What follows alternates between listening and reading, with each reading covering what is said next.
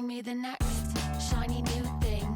Bring me the next. The pickleball chicks are obsessed with America's fastest growing sport, pickleball. Get ready for on and off the court hot topics. Lots of laughs, cocktails and champagne with your hosts, Annie and Rebecca. I'm Rebecca. I'm Annie.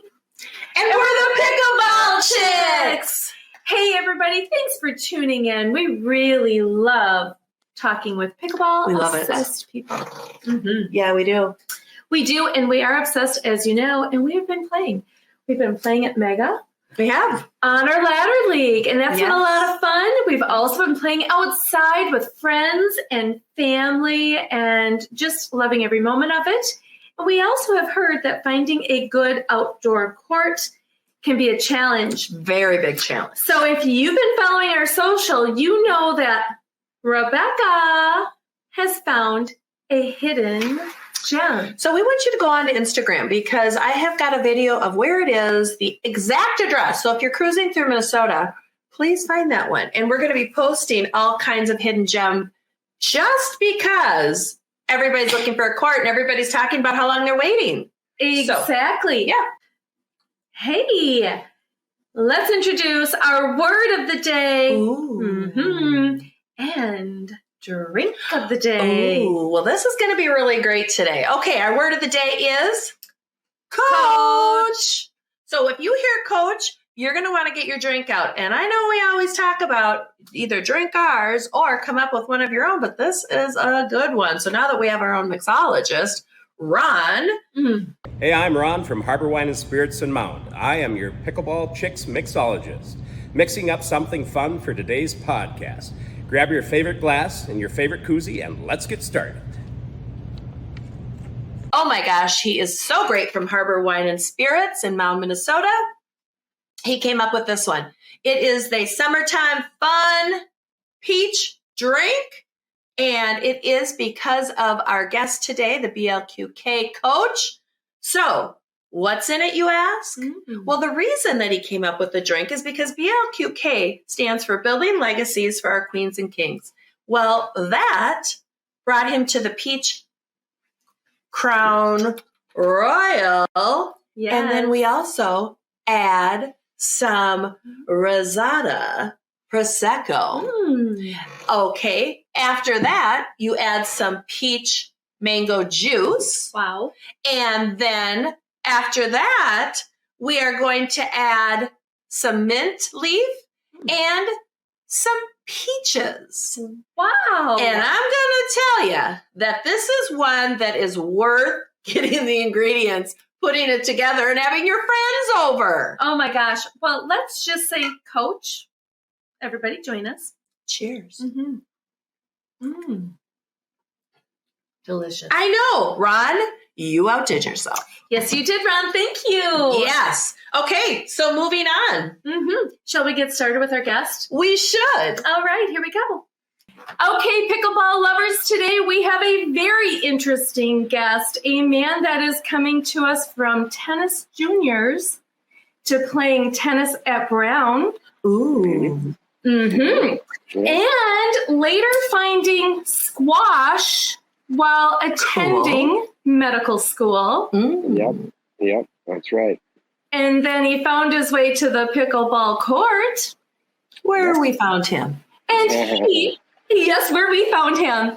And he is ranked a #1 senior pro in the APP and Player of the Year in 2021. Yes. Happens to be a coach for one of our favorite Major League Pickleball teams. Favorite. Now, we did say coach, and that is the word of the day. So, Oh, excuse me. All right, cheers. cheers to everybody. And cheers to you, Cheers. Mircea Yes. Morariu, BRAINSDOC. Awesome. You did a great So job. he's the coach of I guess I would say our favorite team, wouldn't you say? I would say we had Richie Twazan on in January and really fell in love with your team, BLQK. We watched you coach in Daytona. We did. And we love that you always have your Yobo hat on. We too love Yobo. I love the Yobo. It's one of my favorite my favorite therapeutic gun massage device that I use, and it's a great product, great company, great guy that runs it. So has a bent with charity. So a lot of great things about it. Well, that is the cool thing. I just have to say, I was doing some research on Yobo, and I didn't realize that every single color has a separate charity. Yep. Now, Yep. how cool is that? Yeah, it's really cool. That's one of the things that drew me to the Yobo to begin with. After we made the introduction, and I was trying to get. I'm working on getting a dog charity color. So working on a pet charity. So we'll see how that goes. Well, my first question to you, my friend, is I have seen so many pictures of your puppies. What are their names and who are they and how many do you have? I have two, Pug Mojo, who's almost 14, and a Brussels Griffon, Fig, who is now 3. So only 2. I had pugs before and just loved the breed, and just as most dogs, just unconditional love, but just a lot of fun. And then the Brussels Griffon have just great personalities as well, really chill, and she can travel. So it's they're a joy. I mean, just love pets, animals in general, and just dogs especially, and then obviously Mojo and Fig, stars. So do you have your puppies with you in California? Fig is, but not Mojo. Mojo is a little too big to travel. So Fig is about 7 pounds, so she can travel. So. Well, I love your pictures. They're so adorable. We have a French bulldog, and I just love that little kind of dog. So, What's your dog name?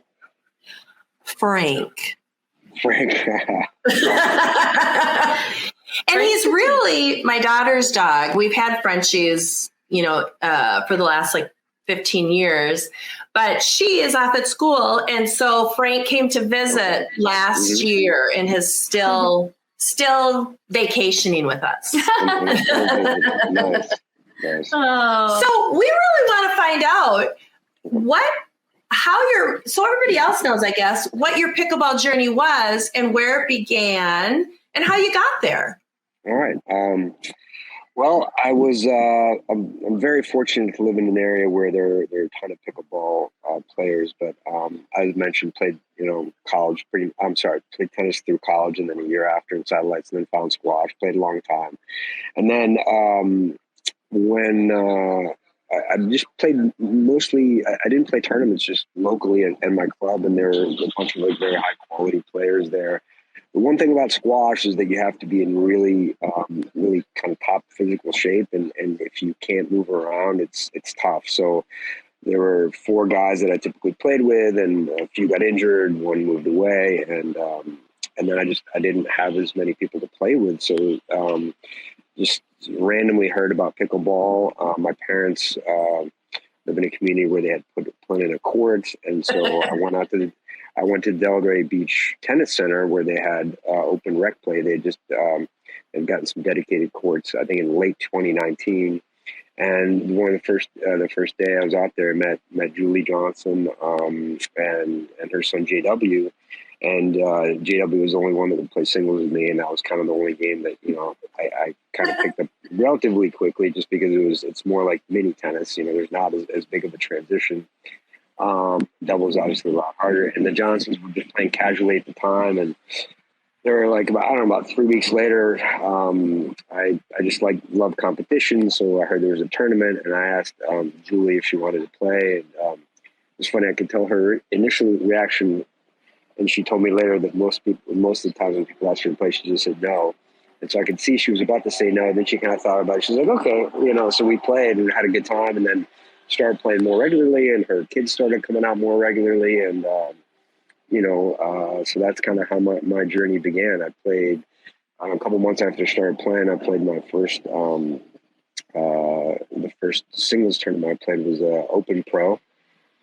Played Jack Foster first round. So I remember that. And one of the first people I met. Yeah, so one of the first people I met, and when I walked in the tournament to check in, this guy comes up to me and he goes, Mircea, and he pronounced my name perfectly. And I looked at him and didn't recognize him. He was like, it's Dan Granat. And Dan and I were at Bolletari's Tennis Academy when I was 12. Oh, So cool. that was and he was a little older. He was a few years older than me. And I was actually the youngest player there when I was living there. And so I hadn't seen him since I was 12 years old. And I was then, 51. So, wow. And we actually reconnected, and he was my doubles partner for most of the following year for senior pro. And then he was scheduled to be my doubles partner mostly this year for senior pro as well, but unfortunately he's injured right now. So anyway, so that's kind of a short, long story. So that's. So do you still? How did you get Julie to play with you, and how come she never wanted to play in tournaments? Well, I think they were playing casually at the time, and she was busy with the kids. The kids were younger, and JW was very involved in tennis. He was looking to, become a pro tennis player or get a college scholarship, one of the two. So he was playing some, high level junior tennis tournaments, and then wanted to take that further. So, she was doing other things, and so I don't know.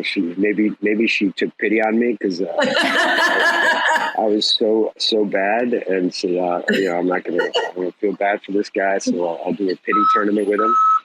So maybe that was it. I don't know, but I just asked her to say yes, and we had a great time. And just got to know the whole family.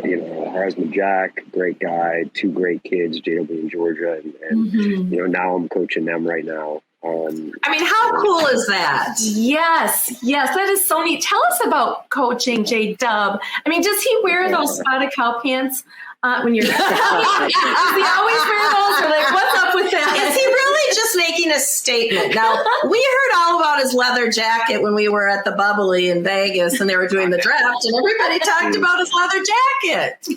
Okay. So I will have to clarify that I was not officially coaching JW at the time of the cow pant incident. So, but so does that mean? Does that mean you don't have to take credit for those pants, or what does that exactly mean? Credit. That was not a coaching decision.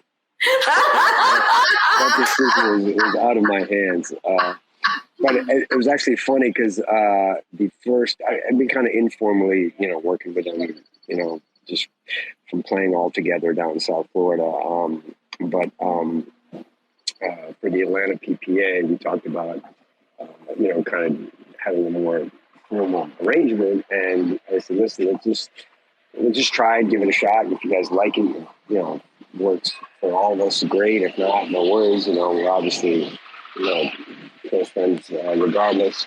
And at the Atlanta PPA, it just went really well. We had a great time all together, and I felt they did great. And during that tournament, JW and Dylan did put on some cow pants. I think Dylan's dad brought them out. So they weren't as televised as his previous ones. But something crazy is going on over there. Sorry, yeah. Some lady just I'm outside on a bench. I figured maybe there was like a parade happening or something. It's very interesting that you're coaching those two hot pickleball players. We really have enjoyed watching JW play as well as Georgia. And we also really are big. We really enjoy watching Dylan Frazier on your team, your BLQK team, and Federico. They are two awesome players. Like Federico. Yes. These all great kids. When I say kids, I mean they're adults, but young adults. And but to me, 54, they seem like kids. But they're all of them. I've been so impressed. In addition to JW and Georgia, but Federico and Dylan have also been working very hard on their games, and it's just translated into results. I mean, Federico is initially predominantly known as a singles player, which, many former tennis players that come into the sport, that's the easiest transition. Yeah. But he's made a name for doubles. He did great in Major League Pickleball. Played really well in Mesa and Daytona. Had a great run and developed a much better mixed player. And his mixed results have been better as well. In addition to his men's doubles results with Pablo and with a couple different partners in the PPAs in mixed doubles. So and same thing with Dylan. Dylan's obviously a force to be reckoned with. And I think both. All those players, when people see them in the draw, they know that they're going to have to play well to beat those teams. Absolutely. And the Coop, I mean, let's face it, she's phenomenal. She is. She is so cool. I remember when we were at the draft and when she was drafted, I mean, the whole crowd was like, Coop. It was just so fun. And Maggie, she's quite the player. Yeah, right? Maggie's great. Andrea's great. I've actually known Andrea. It was pretty soon after I started playing pickleball. She came down with her sister and we played some rec games. So I was introduced to her. And I also got to know Mary, which is Maggie's sister, very early when I started playing. My sister lives in Newport Beach, California. So that was one of the main reasons I started playing. It gave me an excuse to go out to play events, which a lot of them are the pickleball club, the tennis club at Newport, or now it's the tennis and pickleball club at Newport. And she lives 5 minutes from there. So I got to know Mary from playing rec games. And I didn't know Maggie as well until I got to know her through the team BLQK. And Maggie's obviously developed tremendously. And Andrea, is a legend. I mean, she's been around pickleball for a long time. She has a wealth of knowledge and experience. Unfortunately, she was injured recently, where she had a rib injury and had to take a bunch of time off before the last event in San Clemente. So she didn't have as much time to prepare. It's tough at this level. I mean, everyone is just getting so good. The quality of play is better and better, especially when you're on the court and you're on the sideline and you see, sometimes the shots, especially, the dinks, they seem so easy on TV. And then, I remember when I first started watching, like on YouTube, it just seems so easy. And then you get out there and it's not. It's very, very difficult to keep dinks down, to manage the spin. So anyway, it's fascinating to see, especially being on the sideline and playing with these players. Oh, yes. I was just going to say, when we were in Daytona, one of the things that we really noticed is that both yourself and Richie were right in there with your team. Yeah. And the energy that you put out was just so cool. Like you could feel it in the stands. And family orientated. It's cool, different than other teams. It's really fun to watch. And I think it shows in how your team plays together. Yes. Yeah, absolutely. That was kind of a dynamic I wanted to foster from playing college tennis. One of the things I loved about tennis was that team aspect of it, because most tennis is individual. As you know, the fundamental game of tennis is mainly singles, and doubles is kind of a little bit more of an afterthought. And what I love about pickleball is the opposite. The doubles is kind of the fundamental part of pickleball.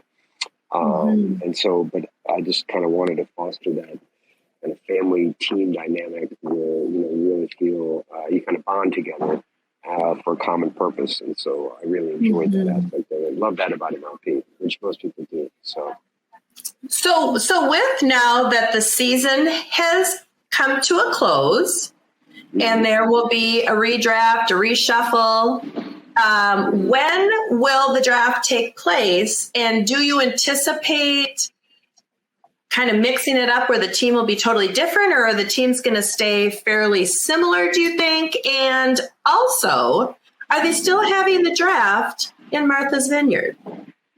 I wish they were. I think they're having it in New York. I believe it's July 12th, although I could be wrong. That's my recollection. And so basically the premier teams for the first 3 events, they will be switched to the challenger level and vice versa. So the team construction, I think, is going to be very different. I think that the top of the draft order probably will be relatively similar. My guess is that Ben will go number 1 and Annalie will go number 2, but I just have no idea. I mean, certainly could change.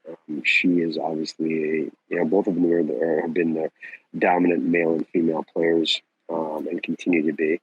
But I think they're going to go 1-2 in some fashion, and then after that, there will be some shuffling. But the top players are the top players. There's Riley Newman, JW, Dylan and Fed, I think, have really improved their games. Anna Bright is obviously one of the top women. Catherine is one of the top women. So I think, over those are going to be, the premier draft picks towards the beginning. And then after that, I think we'll have some shuffling around with some of the improved players that you can see even, since, over the last 6 months. Pablo Tellez, has been playing great from the challenger level. So I believe he'll be drafted in the premier level. So there's a lot of up and coming young players, which is exciting for everyone. And I thought that Brendan Long, when he played with Tyson McGuffin as a step in, help a guy out type of thing, wow, did he do great? Yeah, I think he's underestimated. I definitely agree. He's been working really hard in this game. It's tough when you're up and coming and you don't have a, I don't want to say high level, but high level in terms of a top level partner like Tyson. And he had the opportunity to do that, and he ended up winning. They ended up winning the men's doubles. And so when you're first coming in, it's tough to break in sometimes because you already have the top players that already have their partners set, often for the year. It is definitely underrated, and I think he's definitely a player to watch going forward. He is fun to watch. And, I'm curious, too. So regarding the draft and all that good stuff, are you involved with that process? Or should I say, will you be coaching season 2 with the LQK first? Well, I don't know. We haven't discussed it yet, so we hadn't kind of planned it out formally for the year. One of the things that also came up for me recently is kind of officially coaching JW in Georgia. So I kind of have to balance that schedule with, MLP and some of the other things. My playing schedule, which has become more limited with these other these other opportunities. So the short answer is, I'm not sure yet. So it's a little bit up in the air. My ideal scenario would be, coaching on the team that JW and Georgia are both on. Although I suspect both of them will be high draft picks. So I don't think they'll be on the same team unless they change the format. What would be really cool, I think, is if they instituted an auction type draft. Like for fantasy football, there's this type of draft as opposed now they have the traditional snake draft. So, you pick 1 through 12, and then the 12 pick gets the first pick in the second round, and you go back. One thing that would be kind of cool, like when you play fantasy football, you have an auction style draft where you basically have a budget of, say, $100, and each player is given a value. For example, like Ben Johns would be given a value of, say, $20, just randomly. So you could actually have a budget, and you have basically a salary cap, and you can fit the players in under the salary cap that way. And that's a way that you could get some, someone like JW and George on the same team. Sure. I think that's a good idea. Oh, yes. I love it. So I think that would be kind of cool. We want to know with your senior APP stuff. We want to know more about that because, everybody hears about all the MLP and the PPA, but the APP is not as readily available with information. And Annie and I did go and watch one in Punta Gorda over the winter, and we loved it. And so give us a scoop on that and where you see yourself in that as well this upcoming year. And before you answer, include NPL if you have any involvement with NPL as well. Yeah. So the PPA, their kind of business model was to have exclusive contracts for the players. And basically, that's why, so exclusive contract, meaning that the players get a stipend for playing each tournament, and they are obligated to play a certain number of events per year. I think it's 18 to 20, depending on the contract. And then, but within that structure, they can choose, their own partners. So, JW plays with Georgia for mixed doubles, and then he plays with Dylan for men's doubles, and they're pretty locked in for most of the year. Yeah. Georgia will have some different partners over the course of the year because she hasn't been as locked in for her female partners. And, anyway, so the PPA is kind of locked up most of the top pro talent, but then also on the APP, they've chosen to also do have some stipends. They're non-exclusive, so the APP players can play PPA and they can play MLP. And, they have, Paris Todd, Simone Georgine, the other Johnsons, Hunter and Yates play. We love Megan Fudge. They, so there's very high, Brendan plays well. There's very high quality players as well on the APP tour. And for the most part, the senior pro players, which are now the Champions Pro, kind of rebranded. It's a little bit, it's not too old, so now we're the Champions Tour. So, I love it! Yes. The Champion Pros? It's called Champion Pro, no longer Senior Pro? Yep, that's what. Perfect. And so, We'll cheer to that. So cheers. I'd like to toast to that. So we have mostly been playing APP. It's just, they offered some of the top players stipends and waived entry fees. And so, the majority of the players were playing on the APP tour. And that kind of changed a little bit. They were just kind of cut back on the prize money. So people have been kind of mixing up a little bit with playing PPA and APP tournaments. And the National Pickleball League, NPL, which was a senior Champions Pro team league, was founded by Rick Witzkin, Beth Bellamy, the top Champions Pros, and also Mike Chen, Tom DiCaprio, and I might be missing someone, but those are the principal founders. And so they have 6 stops this year, and I had intended to play, but unfortunately with all these other things going on, I couldn't commit to 6. We needed to play 4 out of 6 events, so you had to commit because it was a team league. Now, have you played with Beth? Am I understanding that you partnered? I played. Her and I we played mixed doubles in the APP Sacramento. We were fortunate enough to win gold, which was fun. She's a great player, and we had a lot of fun on the court. So. And it was just this spring? Just this spring, was it? Yeah, it was a month ago, 2 months, 6 weeks ago, something like that. Well, congratulations! Yes, way to go. Way to take home that gold. That's going to be so exciting. I mean, competing, you're very competitive is what I am understanding from you. And you love to be active and social.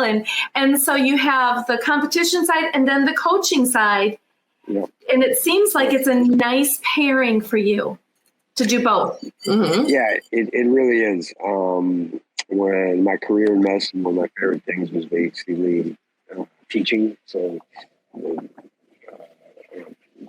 many people may not know that the word doctor is basically from the fundamental from Latin, it means to teach. So it's a genesis of the word. So I've always, taken it as a great honor and responsibility during my medical career to do it. And I've always enjoyed it. I enjoyed it when I was coaching my sister when she was playing on the WTA tour and in juniors. So that was a lot of fun. And then, doing it now, it's a blessing. I'm really grateful to have such great kids and be able to try to give them a little bit of an edge if I can. And at this level, the margins are so small. Right. Everyone is so good, and so if I can offer 1% to 2% advantage, that might be enough to push them over the edge in terms of winning. So, but it is crazy. It is really crazy how the game is so close. Mm-hmm. I mean, the skills are so close that what are you going to do to be different to win, to always win? Cow pants. Tyson Cow McGuffin. pants. I'm just teasing. Well, what I thought was so funny is that, Tyson had chugged the beer last year, and then he was chugging a beer. He was pouring it all over, and then somebody else was doing a beer. I'm like, the beer thing's over. We got to do something different. So now the cow pants. Well, Ours is I will say, Yeah. I will say that Jake Kussmeyer tried to mimic the chugging the beer thing at the Atlanta PPA, and unfortunately ended up vomiting that same beer about 30 seconds later. So that was kind of different. So That is so Oh crazy. my God, that was it was funny just because they were trying to recreate. And it's never good. Just do your own thing. Oh my exactly, God. just do your own thing. I can guarantee you that for the foreseeable future, JW and Jordan will not be chugging any beers right after they win the title. Yeah. Better celebration. Oh, well, how neat. You have just so much to share with us. I think you're also involved, is that true, with different committees and sharing some of your opinions and insight as to how we can continue to grow this sport? I know you are a very strong advocate of pickleball. Aren't you on the senior board of? I was actually one of the founding members of the Senior Pro Council. And, Yes. And our main role at the time, in addition to promoting pickleball, was kind of being a liaison for, trying to be a voice for senior pros. So not just the top players, but for all players, in order to get better events, better prize money, expand and grow the game. And we've sort of kind of branched out to do our own thing with kind of the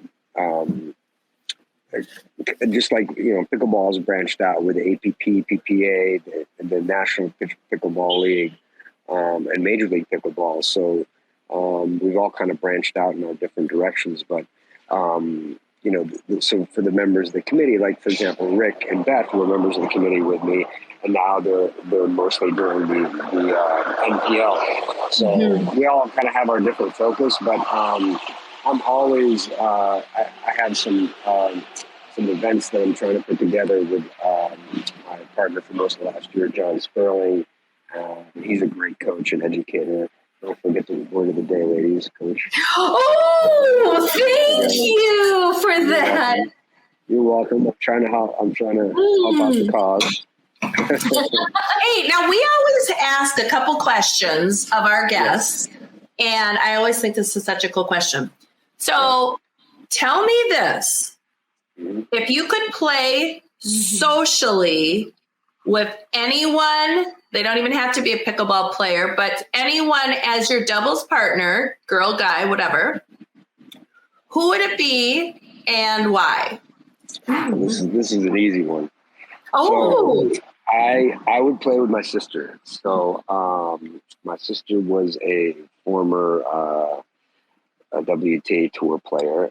She won Wimbledon with Lindsay Davenport women's doubles. And, wow. title, Amazing. Yes. And she got to number one in the world and was top 30 in singles, number one in the world in doubles. And then unfortunately, was diagnosed with leukemia. Really, she was a little bit of a late bloomer, and she was really coming into the prime of her career. So right as she was rising, she got sick, and she fortunately survived. But kind of came back and made it back on the tour, but just wasn't the same player. Got some injuries, and anyway, so she hasn't been playing tennis or pickleball. But I've been working on her slowly to pick up some pickleball paddles. She's hit a few times with her husband and her kids. And so I made her promise that she'd at least consider playing a tournament with me. So That is so neat. Please keep us posted. Let us know when this happens. Yes, that will be a big, big deal. I will. Okay. For those who know me, I'm relatively persistent, and so I will not give up on this particular quest to play with my sister. So I mean, I think, and I don't think they do, but and I'm not saying in any way that people do take it for granted, but I just think that some people just don't realize how special it really is to be able to play with, a relative or loved one, and do so successfully, like Anna Lee and Lee Waters. I mean, they have such a special relationship. And Yeah. to be able to play together, JW and Georgia, to be able to play mixed doubles together successfully. Ben and Colin, Riley, I know. sister. So these, and they're not playing with each other because they feel sorry for it or they're obligated to. I mean, they've had amazing results, at multiple premier events. So it's really special that people are able to do that, and I just think that's really cool. I think That is cool. It is cool. I just played with my son yesterday, and it was so fun. I just love it. You know what? And she's so close with her son, and he lives out of town, and it's so exciting when he comes to town. That's why we did not get to California for MLP, because her son was coming in for a wedding, and I said, well, then the store stops. We can't do anything. It's true. And you were just in Chicago for your son's graduation, weren't you? Yep, I was. Yep. My younger son graduated from a boarding school in Northwest Indiana, just outside of Chicago. And unfortunately, had to send him there because of COVID, but he flourished and loved it. And he's going to Notre Dame next year. So, where is he going? I'm sorry, I didn't hear that. He's going to Notre Dame. Oh, yes. Oh, yes. Oh, fantastic. Bravo. So you have one son, two sons? I have two sons. They're actually and they're very close, which is one of my favorite things about them. They're close. They're actually together in Paris right now. So they're enjoying Paris together. So that's a lot. They're exploring out there. So it's a lot of fun. I love it. I love know. it. How great. This is so fun. I know Rebecca loves to ask a few more questions, and so I could talk with you. We could talk with you for hours. Thank you again. About all our children. Absolutely. I actually want to hear who you guys would like to play with. Oh my God. We've never been asked that before. We have not been asked that. I'm just going to say Tyson. I don't even have to think about it, just because I really like his skill level. I like his style. I like his energy. So that's what I'm going to say. I just soak it in. How about you? Oh, gosh. Wow. I don't know. Once upon a time, maybe Tyson would have been my choice, and I do think he's great. I would have switched mine. Mine wouldn't have been that, but just lately, I just really like how he is handling himself in the limelight. Like, I like that, and I like how much energy, and he's just bringing the fun to the game, and I just like it. Oh, I mean, gosh. I would like maybe if I fixed his hair. I'm sorry, Tyson. Okay, I'm going to get really good, and I'm going to come on the champion tour with you.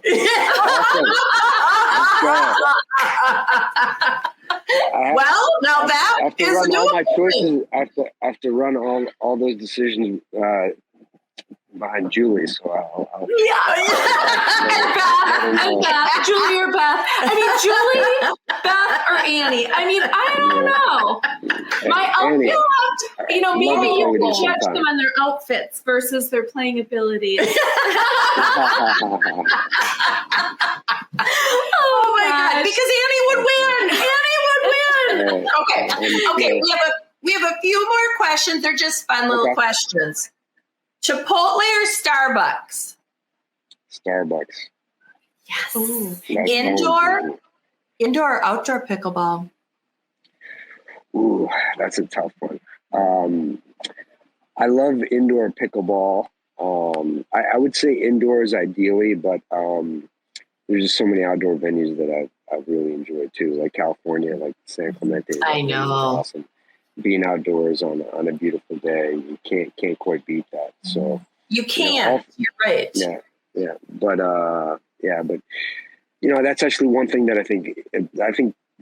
First of all, pickleball, we need facilities. We need courts and facilities. But the other things that we need are indoor courts and reservable courts. So I think that's going to be the key going forward. And I think to the growth of the game is getting more people that enjoy the game and have indoor facilities where you can go and congregate and enjoy pickleball without worrying about getting rained out. Right. Absolutely. Right. Absolutely. Right. Okay, one final question. I just thought of it. Or do you have one more? What? I was going to say. I had two more. Well, you do your two, and I'll wrap up with mine. Morning or evening? Coach. Oopsie. Are we talking about playing or are we talking about just general? Life in general. Life in general, I'll go with the evening. Perfect. Me too. And then last question of the day. Which Johnson would you, Georgia or JW, would you want to play doubles with against Annie and Rebecca? Go social. Against you two ladies, I would bring Georgia. Excellent. She seems really sweet. She does. Is a joy to be with, and they're both sweet, great kids. Just can't say enough great things about them. Just great family. So I'm blessed to be able to be call them friends, and get a chance to see such high level talent develop. So. Yeah. Oh, that is so great. That is. Okay, you go with your last question, and then we'll let our cool guest go. Newport Beach or Delray? Oh. Ooh. Oh, that's tough. I got to say Delray. It's just my home base and love it there. I do love Newport, though. Newport's, yes. Yes. My parents, I'm close to my parents who live in Boca also. So if I was given the choice, I'd have to pick Delray, but I love both places.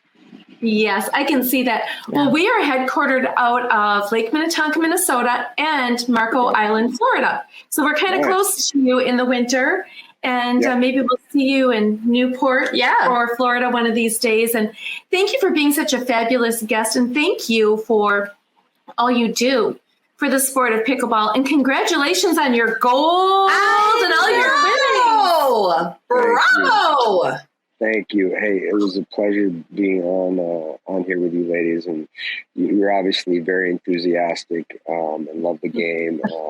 Your personalities just jump off the page, if you will. And it was a pleasure spending some time with you and get to know you all. So thank you so much for having me on. I'm grateful.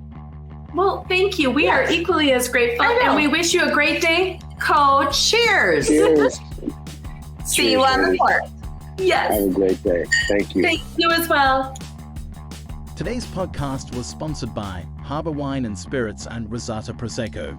And a very special thank you to Ron, our fabulous Pickleball Chicks mixologist. Thanks so much for joining the Chicks and our wonderful guest, Pickleball's BRAINSDOC, Mircea. We want you to comment on your favorite topic from the show today. And if you would like to be on one of our episodes or have ideas for our show, email us directly at dink@pickleballchicks.com. Watch us on YouTube, where you will find all podcast episodes at Pickleball Chicks with an X.